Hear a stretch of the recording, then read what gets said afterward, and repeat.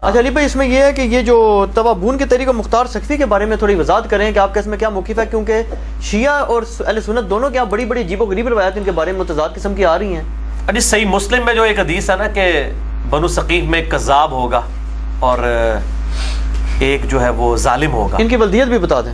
ہاں جی، مختار سقفی تو اس میں وہ اسما بنت ابی بکر کہتی ہیں کہ ہم کذاب کو تو دیکھ چکے لیکن صحیح مسلم میں نام نہیں ہے وہ کون ہے۔ ٹھیک ہے۔ اور جو ظالم ہے حجاج تو ہے، تو یہ کہتے ہیں کہ یہ مختار سقفی ہے، وہ کذاب تھا۔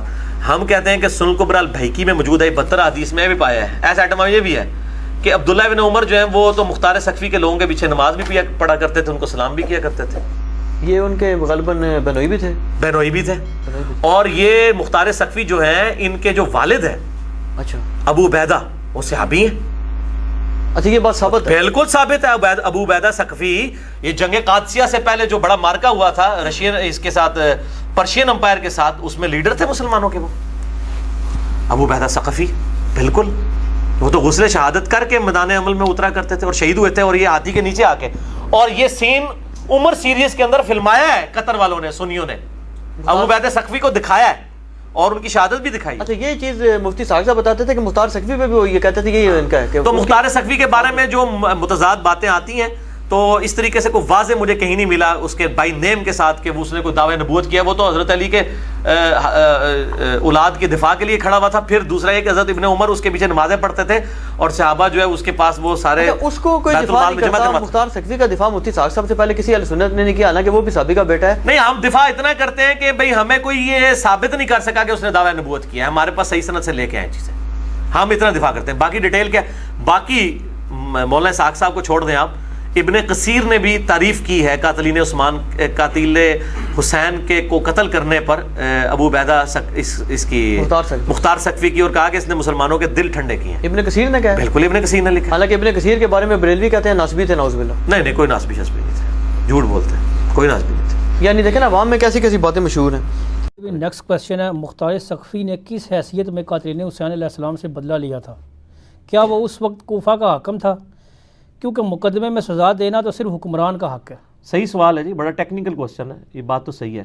پہلی بات تو یہ کہ آل امیہ کی جو حکومت ہے نا، یہ خود ہی غیر اسلامی ہے، یعنی یہ اسٹیبلش ہوئی نہیں، تلوار کے زور پہ ہوئی ہے۔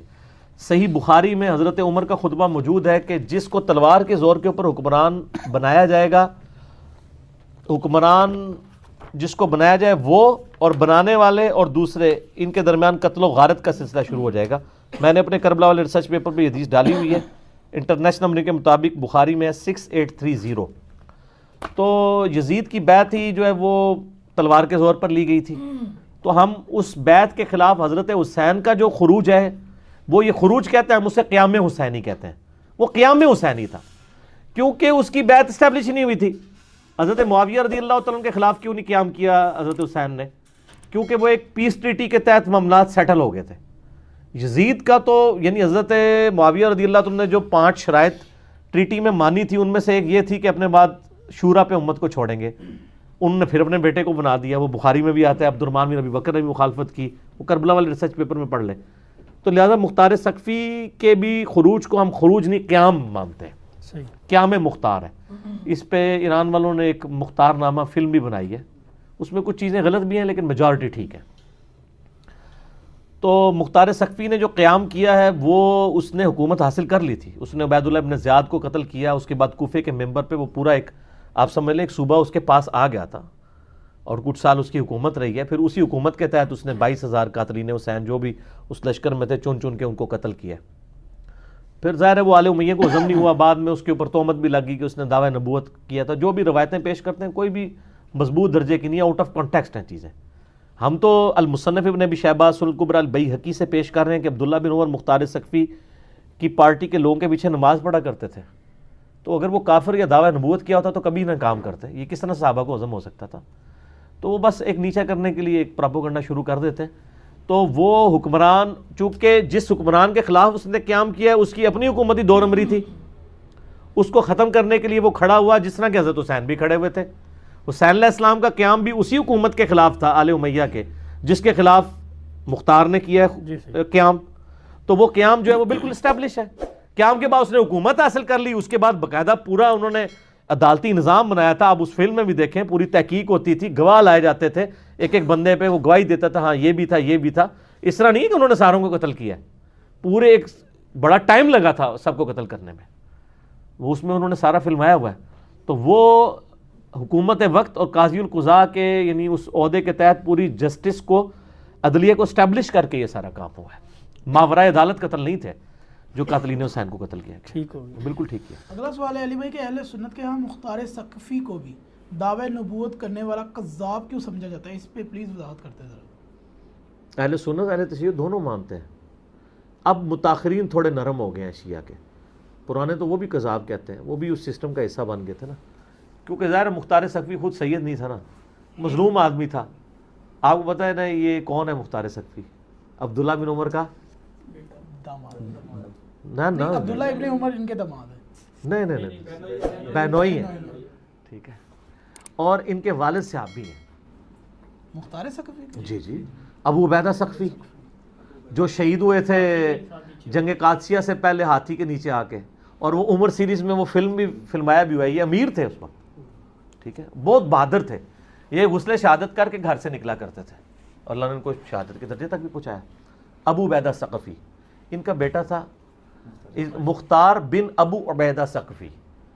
تو مختار کے بارے میں ایک ترمذی میں روایت ملتی ہے کہ میری امت میں ایک کذاب اور ایک ظالم پیدا ہوگا, اور اس کے ساتھ وہ پھر لکھتے ہیں کہ امام ترمذی کے کہا جاتا ہے کہ وہ کذاب مختار ثقفی ہے. یہ سب سے کمزور جملہ ہوتا ہے محدثین کا, کہا جاتا ہے. کہا جاتا تو بہت کچھ غلط ہے, سنا کے سننی, سند نہیں انہوں نے بیان کی. اس طرح کا کہا جاتا تو مسلم شریف میں لکھا ہوا ہے امام مسلم کے شاگرد نے کہ وہ جو بندہ قیامت والے دن کے قریب جو دجال کے خلاف کھڑا ہوگا نا, کہا جاتا ہے کہ وہ حضرت خضر ہوں گے. اہم اہل حدیثاں سے کہ کہا جاتا تو تسی بچڑا کوئی نہیں, پوری خضر پارٹی آلریڈی تواڈے ہوتے کہا جاتا ہے. تو ہم وہ کہتے ہیں مسلم شریف کے جو راوی کے الفاظ ہیں وہ کہا جاتے ہیں, وہ مسلم شریف کا حصہ نہیں ہے کہ حضرت خضر فوت ہو چکے. اگر نہیں یقین آ رہا تو مسئلہ نمبر 13 دیکھ لو, فوت ہوئے تھے, خود دفنایا ہوا ہے, ٹھیک ہے, علمی طریقے سے بتایا کہ وہ خضر اور تھے, چلے گئے دنیا سے. تو مسلم شریف میں ایک حدیث ہے کہ اسما بنت ابی بکر نے حجاج بن یوسف سے کہا تھا کہ کذاب ہم دیکھ چکے اور ظالم تو ہے. وہ کہتے ہیں وہ دیکھ چکے میں یہ مراد ہے, اس میں بھی نام نہیں ہے. کچھ روایتیں انڈائریکٹلی لے کے آتے ہیں. میرا تو موقف یہ ہے کہ میں مختار ثقفی کے بارے میں پازیٹیو نظریہ رکھتا ہوں. اس کی وجہ یہ ہے کہ مختار ثقفی کے ماننے والوں کے پیچھے سنن کبریٰ البیہقی میں آتا ہے کہ عبداللہ بن عمر نمازیں پڑھا کرتے تھے. اگر اس نے دعویٰ نبوت کیا تھا تو اس کے پیچھے نمازیں کیوں پڑھتے تھے؟ یا آپ ثابت کریں کہ آخری عمر میں اس نے کر دیا تھا. اور وہ جس طرح کی ایمبیگوس روایتیں لے کے آتے ہیں نا, اس طرح کی روایتیں تو اس سے بڑھ کے صوفیاء کے ملتے ہیں, ان کو تو کوئی دعویٰ نبوت نہیں کہتا. یہ یاد رکھیے گا, مختار ثقفی نے آل امیہ کی بیج کنی کی تھی. اس کے حاسدین بہت تھے, اس لیے پوری کوشش کی ہے اس کے مخالفین نے گھڑنے کی ایسی باتیں کہ ان کو بدنام کیا جائے. تو اس لیے اس معاملے میں یعنی میرا مختار ثقفی کے اوپر کلپ بھی چڑھا ہوا ہے کہ اس معاملے میں میرے پاس کوئی مضبوط دلیل نہیں ہے کہ میں اتنا ایکسٹریم حکم کسی کے بارے میں لگا دوں, ٹھیک ہے. تو میں ان کے بارے میں پازیٹیو نظریہ رکھتا ہوں, ٹھیک ہے. لائق حمد و ثنا تیرے سوا کوئی نہیں.